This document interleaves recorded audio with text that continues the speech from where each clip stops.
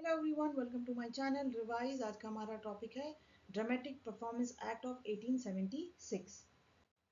सबसे पहले इसके हिस्टोरिकल बैकग्राउंड के बारे में जानते हैं। ड्रामेटिक परफॉर्मेंस एक्ट को अंग्रेज़ों द्वारा जो भी राष्ट्रवादी भावनाएं थी, नेशनलिस्ट सेंटिमेंट थे, उसको दबाने के लिए इंट्रोड्यूस किया गया था, पेश किया गया था। ख़ास तौर पर तब जब प्रिंस ऑफ वेल्स की जो यात्रा हो रही थी उस समय, उसको सब उसमें जो भी लोग प्रदर्शन करने वाले थे उसको सप्रेस करने के लिए इस एक्ट को इंट्रोड्यूस किया गया था। और उस समय के जो वाइसरॉय थे वो थे नॉर्थ ब्रुक, यानी कि इन्हीं के एडमिनिस्ट्रेशन में इस एक्ट को इंट्रोड्यूस किया गया था।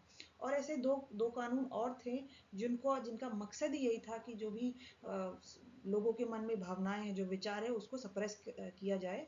वो था वर्नाकुलर प्रेस एक्ट ऑफ 1878 और सेडिशन लॉ ऑफ 1870।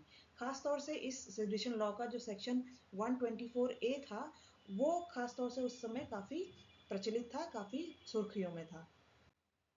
अब वर्नाकुलर प्रेस एक्ट के बारे में जान लेते हैं। इसे वाइसरॉय लॉर्ड लिटन द्वारा अधिनियमित किया गया था और इसका उद्देश्य था जो भी रीजनल लैंग्वेज के जो प्रकाशन थे, जो पब्लिकेशन थे, उस पर प्रतिबंध लगाना था और लाइसेंस की आवश्यकता और सिडिशियस जो भी मटेरियल थे, जो भी राजद्रोही जो भी सामग्री थी, जो भी कंटेंट था, उसको सीज करना था, उसको जब्त करना था।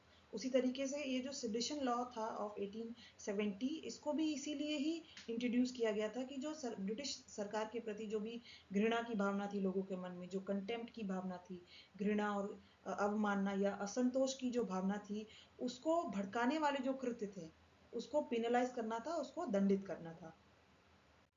ये जो एक्ट था उसको दीनबंधु मित्र का जो 1860 में जो नाटक आया था नील दर्पण, उसका एक प्रत्यक्ष जवाब था, एक डायरेक्ट रिस्पॉन्स था। ऐसा इसलिए किया गया था क्योंकि इसमें ब्रिटिश जो जमींदार थे उनके द्वारा नील किसानों का जिस तरीके से एक्सप्लॉयटेशन किया जाता था, उसको उजागर किया गया था, उसको हाईलाइट किया गया था और उसी को सप्रेस करने के लिए इस एक्ट को इंट्रोड्यूस किया गया था।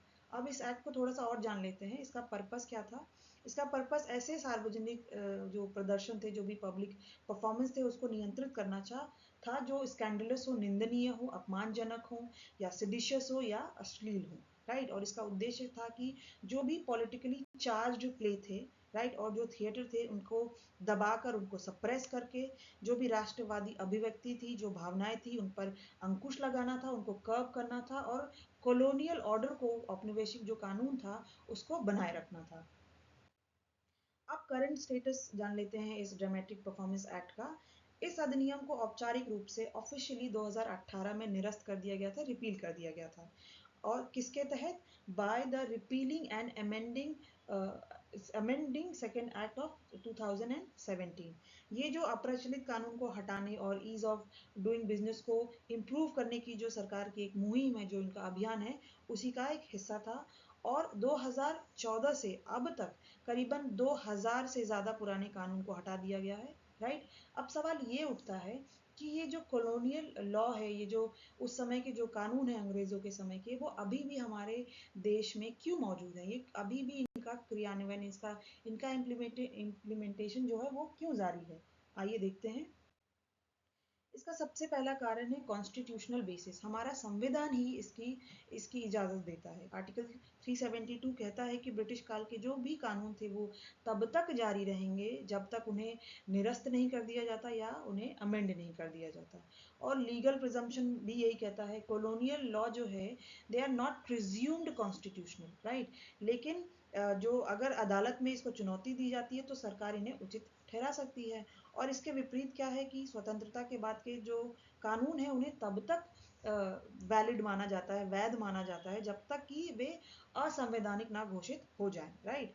और सरकार का भी रुख काफ़ी कुछ ऐसा ही बना रहता है, वो डिफेंड करती रहते हैं ऐसे कानून को, ऐसी ऐसी जो कॉलोनियल लॉ है उसको बचाए रखती है, जैसे कि सेडिशन लॉ है। ये आज भी हमारे देश में मौजूद है। इसको भारतीय न्याय संहिता में रिटेन किया गया है, इसको स्क्रैप नहीं किया गया है। उसी तरीके से जो preventive detention and lawful unlawful association जो लॉ है, वो भी आज भी हमारे देश में मौजूद है, सरकार उसको डिफेंड करती है। उसका एक्सेप्शन है मैरिटल रेप। इस पर बहुत सारे डिस्कशन चल रहे हैं, आपको भी पता होगा, न्यूज़ में है। तो ये इसका एक्सेप्शन है। राइट। जो कि सुप्रीम कोर्ट के रिव्यू में अभी इसको रखा गया है, ऐसी इसका क्या परिणाम होता है। आई होप आपको ये वीडियो पसंद आए, तो प्लीज़ इसको लाइक कीजिए, कमेंट कीजिए, शेयर कीजिए और सब्सक्राइब कीजिए। Thank you.